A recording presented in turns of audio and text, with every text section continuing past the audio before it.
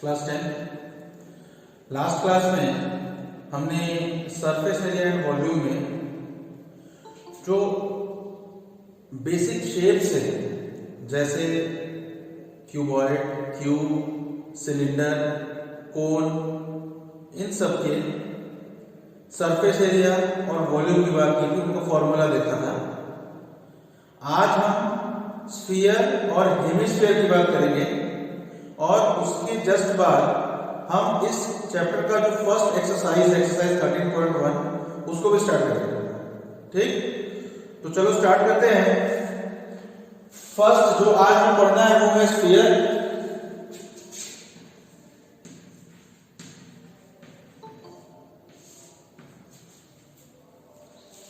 देखो, स्फीयर कुछ इस तरीके से होता है।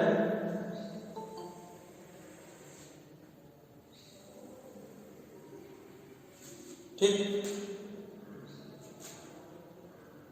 अब देखो, कोई ये भी कह सकता है कि जैसे हमने इसको स्फीयर बोला, तो कोई ये भी कह सकता है कि सर ये सर्कल भी तो स्फीयर ही होता है, क्योंकि सर्कल भी ऐसा ही होता है। तो सर्कल और स्फीयर में क्या डिफरेंस है? तो देखो, सर्कल और स्फीयर में बेसिक डिफरेंस ये है कि सर्कल एक 2 डायमेंशनल फिगर है, 2D फिगर है, ठीक है, और जो स्फीयर होता है वो एक 3 डायमेंशनल फिगर होता है। यानी कि किसी भी सर्कल को हम अपने हाथ से पकड़ नहीं सकते। सर्कल को सिर्फ कॉपी पे ड्रॉ किया जा सकता है, जबकि स्फीयर को हम अपने हाथ से पकड़ सकते हैं। फॉर एग्जाम्पल, जो एक बॉल है वो एक स्फीयर है, जो हमारा अर्थ है, पृथ्वी है, वो भी एक स्फीयर है। ये 3 डायमेंशनल है जिसको कि हम पकड़ सकते हैं, ठीक है। और सर्कल का क्या होता है कि किसी भी सर्कल को हम होल्ड नहीं कर सकते, पकड़ नहीं सकते, ठीक है। तो स्फीयर सर्कल की तरह ही दिखता है, खाली ये है कि वो 3 डायमेंशनल होता है, उसको हाथ से पकड़ा जा सकता है, जबकि सर्कल को हाथ से नहीं पकड़ा जा सकता। सर्कल को सिर्फ कॉपी पे या फिर बोर्ड पे ड्रॉ किया जा सकता है। ठीक, तो देखो, ये जो स्फीयर है, सपोज इस स्फीयर का ये सेंटर है O, और ये सपोज कोई एक पॉइंट है A, तो ये जो OA है ये रेडियस हो जाएगा इस स्फीयर का। ठीक, तो इसमें स्फीयर में कर्व्ड सरफेस एरिया और टोटल सरफेस एरिया दोनों सेम होते हैं, ठीक है। किसी भी स्फीयर का जो कर्व्ड सरफेस एरिया होगा वही इसका टोटल सरफेस एरिया होगा, और कर्व्ड सरफेस एरिया यानी कि CSA is equal to total surface area यानी कि TSA is equal to 4πr²। ये कुछ बेसिक फॉर्मूलाज हैं, इनको याद रखना है कि किसी भी स्फीयर का जो कर्व्ड सरफेस एरिया होगा या फिर उसका टोटल सरफेस एरिया होगा वो दोनों सेम होंगे और वो किसके इक्वल होंगे? 4πr² के। और इसका जो वॉल्यूम होता है V, किसी भी स्फीयर का जो वॉल्यूम होता है वो 4/3 πr³ के बराबर होता है। ठीक, किसी भी स्फीयर का कर्व्ड सरफेस एरिया और टोटल सरफेस एरिया इक्वल होता है और दोनों 4πr² के बराबर होते हैं, और उसी स्फीयर का जो वॉल्यूम है उसका फॉर्मूला होता है 4/3 πr³। ठीक है। अब अगर हम नेक्स्ट फिगर की बात करें, हेमिस्फीयर।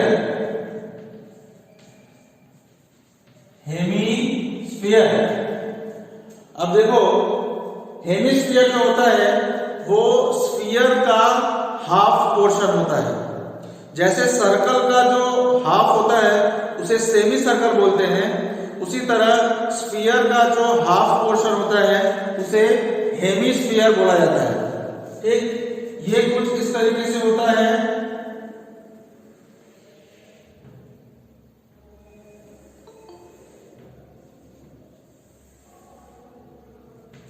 ठीक है। हेमिस्फीयर का फिगर कुछ इस टाइप का होता है।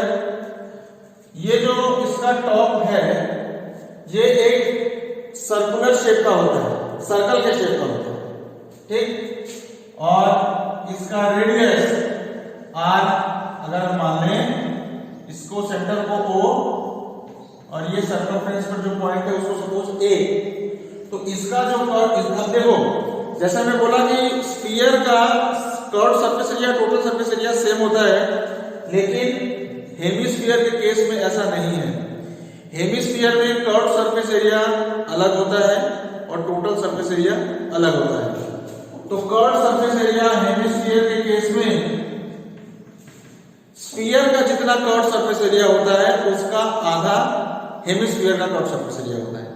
तो CSA और TSA स्फीयर के केस में 4πr² है, तो 1/2 टाइम्स 4πr², यानी कि कर्व सरफेस एरिया हो जाएगा 2πr²।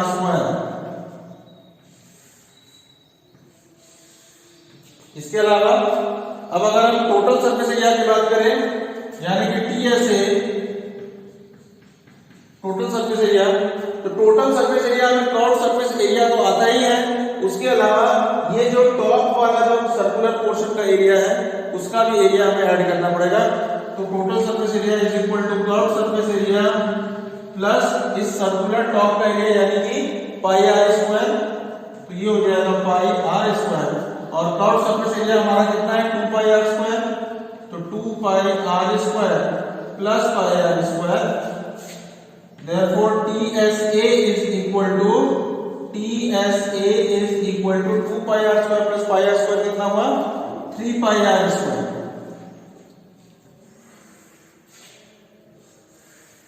ठीक है, तो किसी भी हेमिस्फीयर का जो टोटल सरफेस एरिया होता है वो कितना होता है भाई 3πr² के बराबर होता है। अब इसके बाद इसी हेमिस्फीयर का अगर हम वॉल्यूम की बात करें तो वॉल्यूम भी स्फीयर के वॉल्यूम का आधा, ठीक है, जितना स्फीयर का वॉल्यूम होता है उसका हाफ कर दें तो वो हेमिस्फीयर का वॉल्यूम होता है।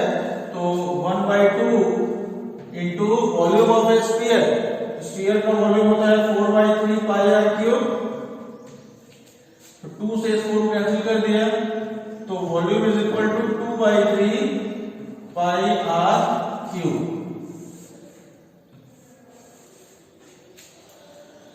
तो इस तरीके से हेमिस्फीयर के curve surface area, total surface area और वॉल्यूम की बात हो गई। तो इस चैप्टर में हमें इन्हीं शेप्स के बारे में कॉम्बिनेशन बना के हमें सॉलिड दिया जाएगा और इन्हीं सब फॉर्मूलों का इस्तेमाल करना है जो हमने लास्ट क्लास और आज की क्लास में पढ़ा। तो इन सब फॉर्मूला हम लोगों को याद होना चाहिए, तभी हम इसको अप्लाई कर पाएंगे। तो अब इसके बाद हम एक्सरसाइज स्टार्ट करने जा रहे हैं। इस चैप्टर का जो फर्स्ट एक्सरसाइज है एक्सरसाइज 13.1।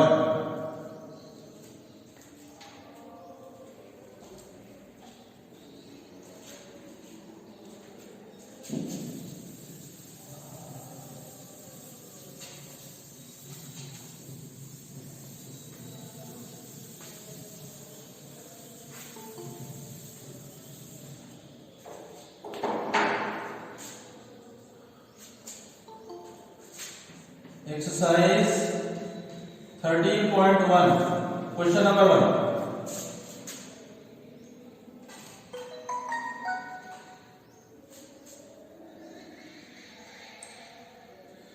First question है 2 cubes each of volume 64 centimeter cube are joined end to end.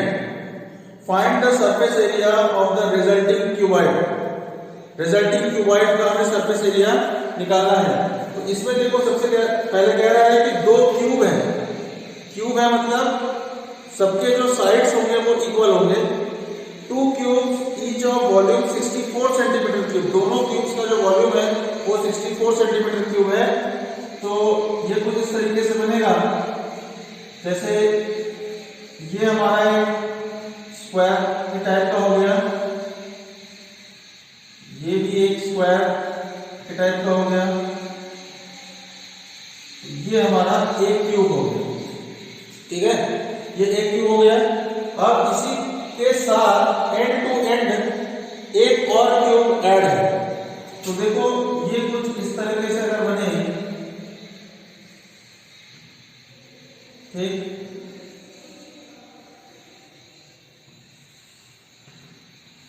इसको अगर हम ड्रॉ करते हैं ऐसे, तो देखो ये दो क्यूब है, ये दो क्यूब है। फर्स्ट क्यूब हमने यहां बनाया था और सेकंड क्यूब हमने यहां बनाया, तो दो क्यूब को एंड टू एंड ज्वाइन कर दिया गया है, ठीक है। जो ये साइड वाला फेस है उसी के साथ ये सेकंड वाले क्यूब का भी साइड वाला फेस अटैच है। अब इसमें कह रहा है कि दोनों क्यूब का जो वॉल्यूम है वो 64 सेंटीमीटर क्यूब है। ये भी 64 सेंटीमीटर क्यूब, ये भी 64 सेंटीमीटर क्यूब। तो जो रिजल्टिंग क्यूबॉइड है पूरा यहां से लेके यहां तक, जो ये एक नया फिगर बन रहा है, इस फिगर का हमें टोटल सरफेस एरिया निकालना है, ठीक। तो अब इसके लिए देखो, अगर हम इस पूरे फिगर की बात करें, ये अलग अलग तो क्यूब है, लेकिन अगर हम इन दोनों को मिला दें तो ये एक क्यूबॉइड बन जाएगा। अब क्यूबॉइड क्यों बन जाएगा भाई? क्योंकि इसकी जो लेंथ है, जो ब्रेड्थ है और जो हाइट है वो चेंज हो जाएगी।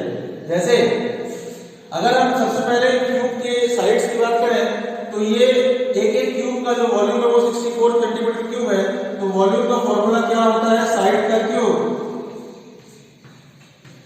तो वॉल्यूम इज इक्वल टू 64 दिया हुआ है, तो यहां से साइड इज इक्वल टू क्या हो जाएगा? क्यूब रूट ऑफ 64, और क्यूब रूट ऑफ 64 कितना होता है? 4।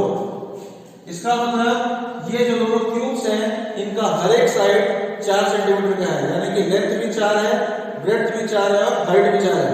लेकिन जब हमने इन दोनों को साइड बाय साइड ज्वाइन कर दिया है, तो ये जो लेंथ है, ये रिजल्टिंग क्यूबॉइड जो है उसका लेंथ यहां से लेके यहां तक हो जाएगा, यानी कि ये 4 तो पहले से था और ये वाला 4, तो 4 प्लस 4 यानी कि 8 सेंटीमीटर हो जाएगा, ठीक। रिजल्टिंग जो क्यूबॉइड है उसका लेंथ 8 सेंटीमीटर हो जाएगा। जो ब्रेड्थ है वो तो 4 ही रहेगा, 4 सेंटीमीटर, और जो ये हाइट है ये भी हमारा 4 सेंटीमीटर ही रहेगा। सिर्फ लेंथ हमारा 8 सेंटीमीटर हो जाएगा। तो लेंथ 8, ब्रेड्थ 4 और हाइट भी 4, ठीक है। तो इसका मतलब कि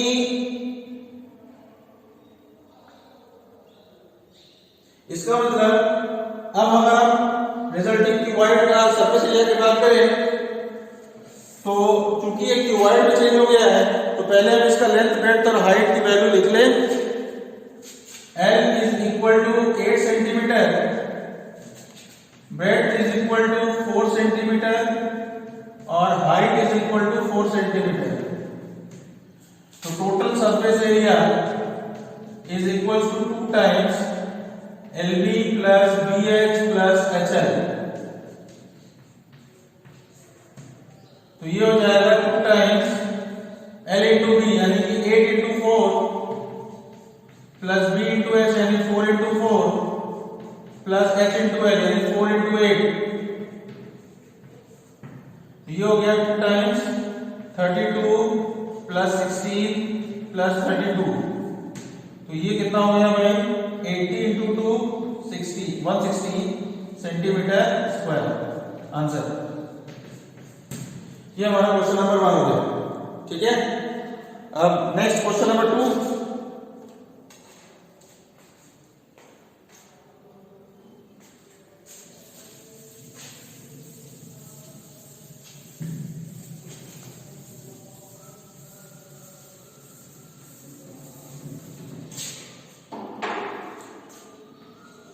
Question number 2. A vessel is in the form of a hollow hemisphere mounted by a hollow cylinder. एक वेसल है जो कि एक हॉलो हेमिस्फीयर के फॉर्म में है और उसके ऊपर एक हॉलो सिलेंडर भी है, यानी कि कुछ फिगर जो है इस टाइप का है। एक वेसल है जिसका जो बॉटम है वो एक हेमिस्फीयर के टाइप का है और इसके ऊपर एक सिलेंडर है, ठीक।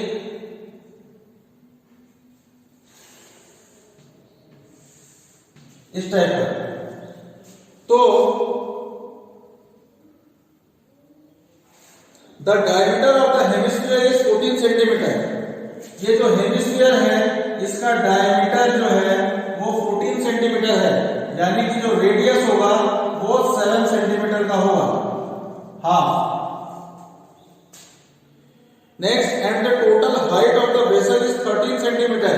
ये जो वेसल है इसकी टोटल हाइट मतलब यहां से पूरा नीचे यहां तक, ये टोटल हाइट जो है ये 13 सेंटीमीटर है।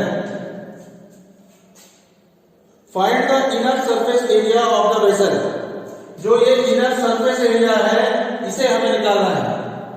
तो इसके लिए क्या करेंगे, देखो, inner surface area of this vessel is equal to curved surface area of this hemispherical portion plus curved surface area of this cylindrical portion। ठीक, तो curved surface area of hemisphere कितना होता है 2 पाई r स्क्वायर। इसका मतलब हमें radius की जरूरत है। और इसके अलावा इस सिलेंडर का अगर कर्व्ड सरफेस एरिया की बात करूं तो इसका फॉर्मूला होता है 2 पाई r h। तो रेडियस तो उतना ही होगा जितना हेमिस्फीयर का है, यानी कि 7 सेंटीमीटर। और हाइट ऑफ द सिलेंडर हमें निकालना है। तो देखो, हाइट ऑफ द सिलेंडर के लिए टोटल हाइट तो 13 दिया हुआ है, लेकिन इसमें से हम अगर इस रेडियस को माइनस करें, अगर ये 7 सेंटीमीटर है तो ये भी 7 सेंटीमीटर ही होगा। ठीक, तो अगर यहां से यहां तक 7 सेंटीमीटर का है तो बाकी कितने का होगा भाई? 13 में से 7 को माइनस कर दें तो 6 सेंटीमीटर हो जाएगा। और यही 6 सेंटीमीटर हमारा इस सिलेंडर का हाइट होगा। तो total inner surface area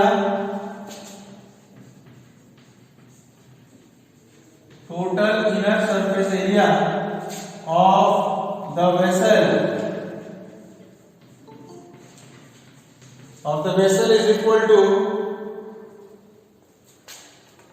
CSA of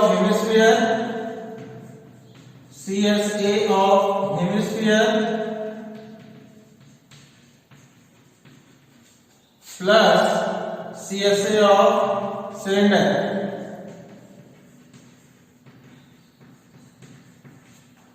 तो CSA of hemisphere तो 2 पाई r स्क्वायर होता है plus CSA of cylinder 2 pi r h।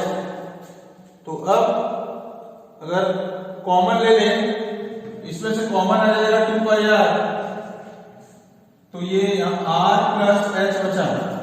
अब वैल्यू पुट करेगा तो 2 इंटू 22/7 इंटू रेडियस की जगह 7 रखें इंटू r प्लस h, यानी कि r है 7 और h, ये h किसका h है भाई?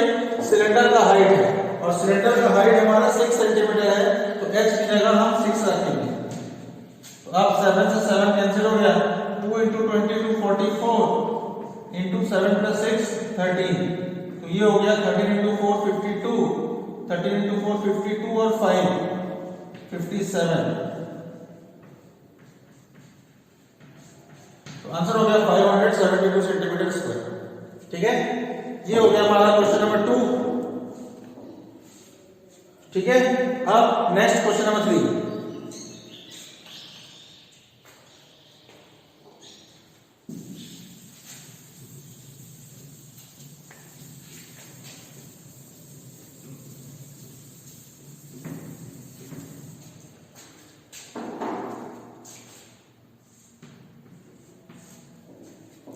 क्वेश्चन नंबर 3 देखो।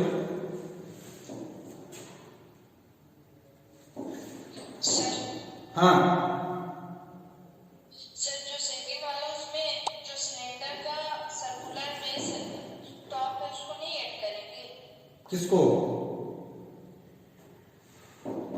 सर, जो सेकंड है तो उसमें एक हॉलो सिलेंडर है, तो हाँ, उसमें टॉप में एक सर्कुलर टॉप है, उसको नहीं ऐड करेंगे? उसको क्यों ऐड करेंगे बेटा? Inner surface area of the vessel है ना, उसका जो आउटर एरिया है मतलब कर्व सरफेस एरिया, उसको ऐड कर रहे हैं बस। Yes sir. ठीक है, अगर वो क्लोज्ड रहता तो हम उसका जो ऊपर वाला एरिया होता है टॉप वाला उसको लेते हैं। नेक्स्ट है question number 3, a toy is in the form of A cone of radius 3.5 centimetre. एक टॉय है, खिलौना है जो कि एक कोन के फॉर्म का है जिसका कि रेडियस 3.5 सेंटीमीटर है, mounted on a hemisphere of same radius. ठीक, mounted on a hemisphere of same radius, the total height of the toy is 15.5 centimetre, then find the total surface area of the toy. ठीक, तो देखो एक toy है जो कि एक कोन के फॉर्म का है। तो ये है, देखो ये सपोज एक हेमिस्फीयर है और इसी हेमिस्फीयर के ऊपर एक कोन है।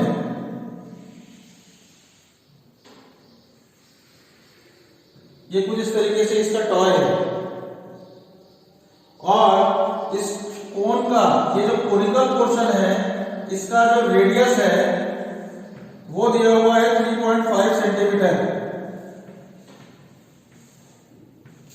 3.5 सेंटीमीटर और हेमिस्फीयर का भी रेडियस उतना ही है, मतलब सेम रेडियस है, 3.5 centimetre. The total height of the toy is 15.5 centimetre. ये जो टोटल हाइट है इस टॉय की वो है 15.5 सेंटीमीटर।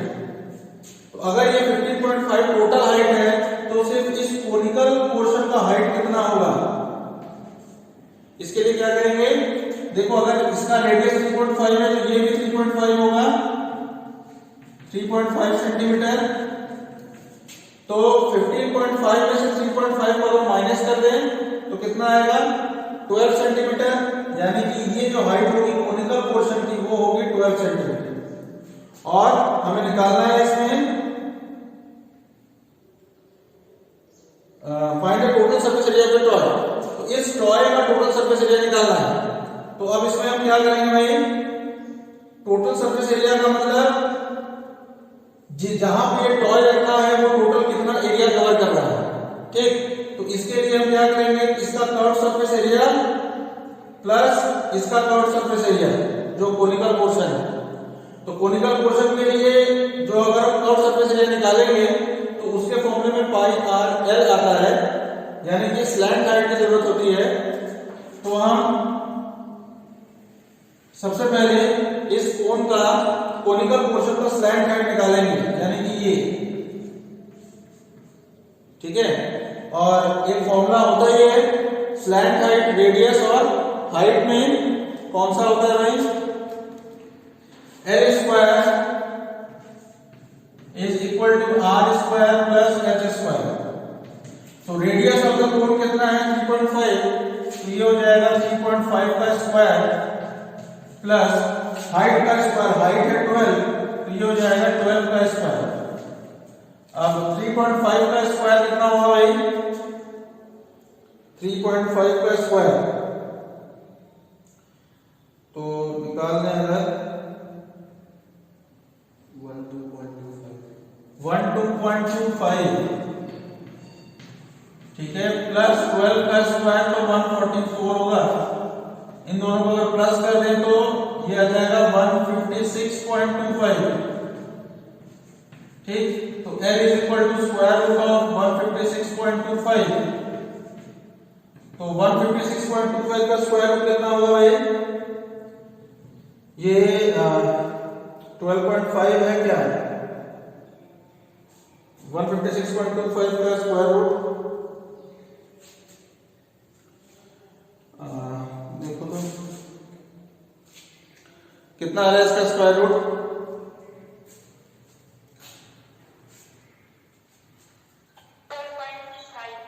12.5 ना, ठीक है। तो L इज इक्वल टू आ गया 12.5 सेंटीमीटर, ये हो गया हमारा स्लैंट हाइट। अब total surface area of the toy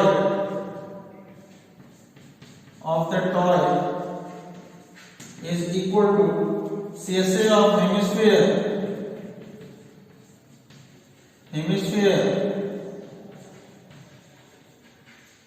plus CSA of cone.